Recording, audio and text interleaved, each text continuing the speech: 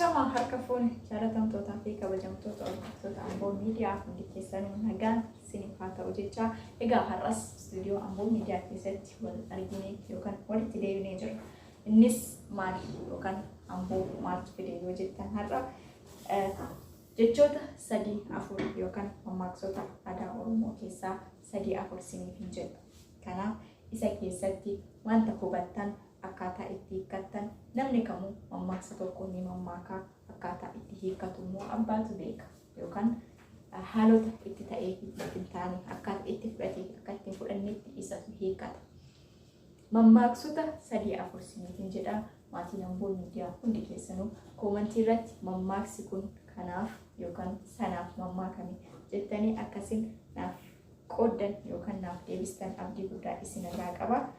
Innis namoonni Amboo Miidiyaadhaaf haaraa taatan hundi keessanuu like, subscribe, share gochuudhaan baga nagaan dhuftan gara mana Amboo Miidiyaa isiniin jechuu barbaada. Nooraa manni mana keessanii darbiina like, subscribe, share gochuudhaan obboloota keessan kan biraan gaa Amboo Miidiyaa reef lafaa ol kaatuudha guddisaa jabeessaa isiniin jechuu barbaada. Egaa kallattumaan gara gaafii kiyyaatti ni ce'a. Gaafii koos yookaan mammaaksi koos 3 isiniif jedha. 3 sana hiikkaasaa akkatti hiikkattan isintu koomentii irratti naa kaa'aa. Yaada qabdan gaafii qabdanis akkasuma koomentii irratti kaa'uu dandeessu. Namni hin dogoggoraa Amboo iddoo kanatti dogoggortee iddoo kanatti sirrii jirta iddoo jettanitti koomentiidhaan naaf kaa'aa. Amboon nama gorsaan deebi'uu dandeessu isiniin jedha. Kallattumaan gara gaafii kootti yookaan gara yaada sanaatti isin dabarsa. Jecha keessatti tokko yookaan mammaaksa keessatti tokko kan mammaaki kan garaa aateessu akkam bultee yaabatas kaana jedhe abbaan tokko. Mammaaksa kana maaliif jedhe? Namichi kun maal rakkate? Koomentii irratti akkanaa keessanii barbaada.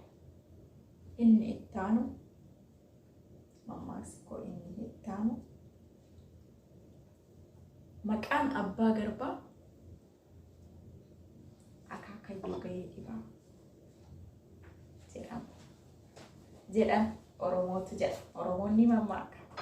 Kanaaf anis intala Oromoo keessaa tokko mammaaksota qabadhe kana keessaa hiikkaasaa wanta gaafii natti ta'e keessaa akkasiin hiikkaasaa keessanidha yookaan wallaalanii yookaan immoo obboloonni koo yaada kana hiikkaasa akkamitti fudhatu isa jedhutu na fidee jira.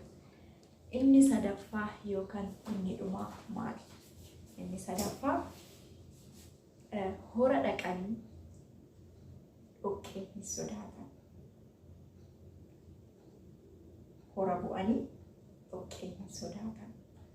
Mammaaksonni koo kun 3 yaada isin biratti fudhatan yookaan akkaataa isin of biratti fudhatan keessaa yaada bal'istanii akkanaaf qooddan yookaan wantoota kanaaf jedhan akkasinnaan jettan abdii guutuu isinirraa qaba. Egaa hanga ammaatti Amboo Miidiyaa waliin kan turtan hundi keessanuu obboloota koo guddaa galatoomaa isiniin jechuu barbaada. Sagantaa itti aanu hanga walitti deebinutti turtii gaarii.